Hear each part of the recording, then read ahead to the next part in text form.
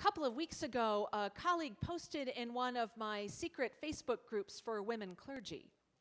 Truly, they are the best corner of the internet and the only reason I stay on social media at all.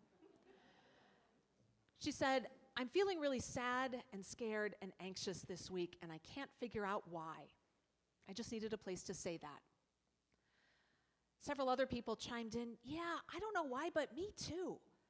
I'm snapping at my spouse for no reason. I can't sleep. My shoulders are a knot of tension."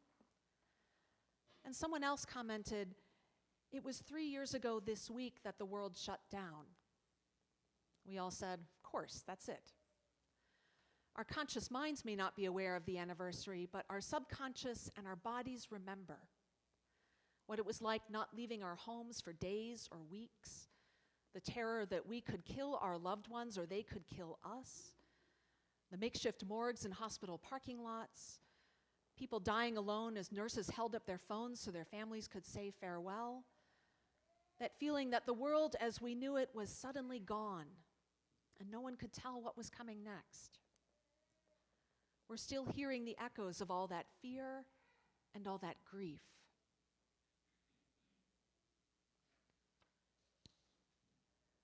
This gospel is soaked in grief, as though all the tears cried for Lazarus have saturated the very words of the Bible, and the pages come down to us, damp and salty with loss.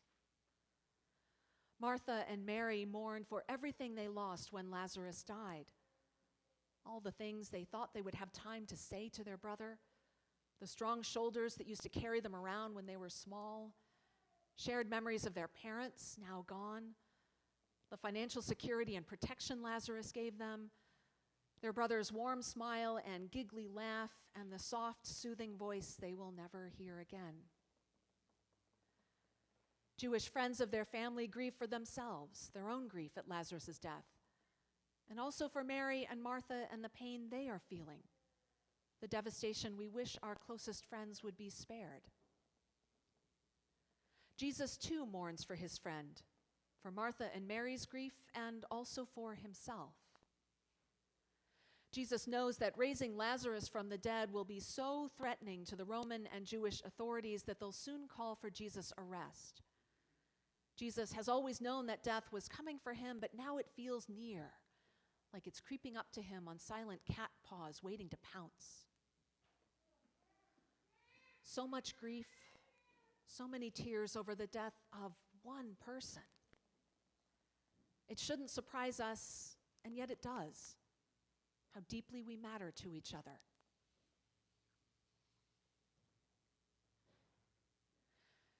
Jesus cannot stop death. Everyone must die. Even Jesus. There's no avoiding that. And Jesus cannot stop grief. The grief we feel is a measure of the love we have.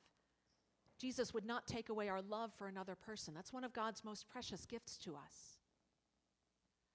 Yet amid the reality of death and grief, Jesus is the resurrection and the life.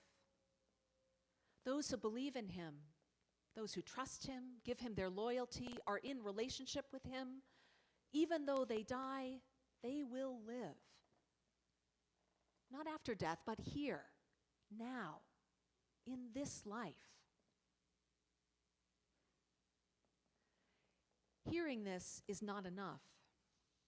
To trust a promise like this, Mary, Martha, the disciples, the whole crowd needs to witness it. So Jesus, who is resurrection, goes weeping to the tomb where Lazarus has been buried for 4 whole days. He orders the tomb to be unsealed and the stone rolled away. As the stench of death fouls the air, Jesus prays that the crowd witnessing this sign may know that God sent him and that the power of God works through him. And he cries, "Lazarus, come out!"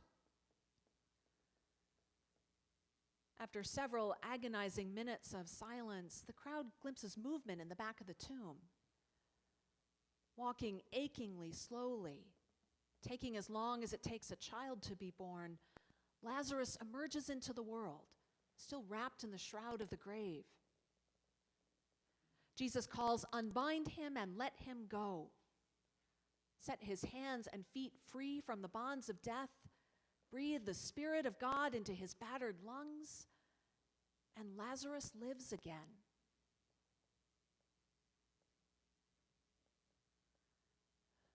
The story of this family doesn't end with resurrection. A few days later, Jesus is back in Bethany, back at the home of Lazarus, Martha, and Mary. Lazarus is still pale and tired, but he's gaining strength each day. And he's well enough that the family wants Jesus to come over for dinner.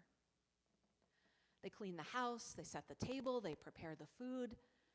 And when Jesus, who is life, comes over, there Lazarus reclines at the table with Jesus, sharing bread and olives and cheese with him, telling stories and laughing together.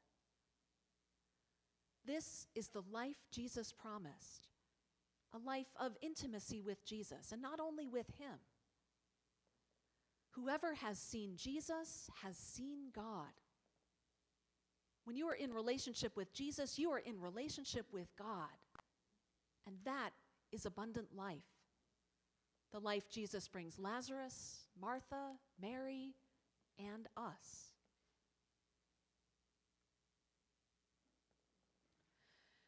Comedian Stephen Colbert and journalist Anderson Cooper both know the pain of grief. Colbert's father and two brothers were killed in a plane crash when Colbert was 10. Cooper's father also died when he was 10. His brother died as a young adult, and a couple of years ago, his mother died at the age of 95. Cooper is now the only one of his family who's left. These two have been talking about their experiences of grief on Colbert's late-night TV show and Cooper's podcast. All of us get to eavesdrop on this conversation. Shortly after Cooper's mother died, he asked Colbert to explain something he'd written. Which of God's punishments are not gifts? That's a quote from Tolkien. Cooper asked, "Do you really believe that?" Colbert replied, "Yes. It's a gift to exist. It's a gift to exist, and with existence comes suffering. There's no escaping that. We're asked to accept the world that God gives us, and to accept it with love. If God is everywhere and God is in everything, then the world as it is all just an expression of God and his love. And you have to accept it with gratitude. You have to be grateful for all of it. You can't pick and choose what you're grateful for. So what do you get from loss? You get awareness of other people's loss, which allows you to connect with that other person, which allows you to love more deeply and to understand better what it means to be a human being. Anderson Cooper comes back to that theme over and over again in his podcast on grief, All There Is. He says that grief is a nearly universal human experience, even without a global pandemic. No matter our class or culture or race or education or beliefs or gender or orientation, just about everyone will lose someone they love at some point in their lives. Grief shouldn't isolate us from each other. It should bring us closer together across every line of difference there is.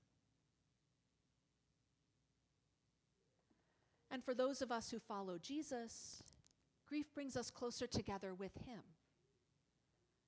Because Jesus too knows what it's like to grieve. He has been the friend weeping at the death of Lazarus. He has been the supporter mourning for the pain Mary and Martha endure. And he has grieved his own mortality, faced his own impending death and all the loss that comes with knowing the limit of his days. Those days when we are sad and scared and anxious, we're snapping at our loved ones for no reason, we can't sleep. Jesus has been there too. And he is with us in our grief, walking the mourner's path alongside us and everyone who is grieving after these 3 sorrowful, painful years. That close connection with Jesus and other people is life. The life that Jesus, who is resurrection and life, offers to us.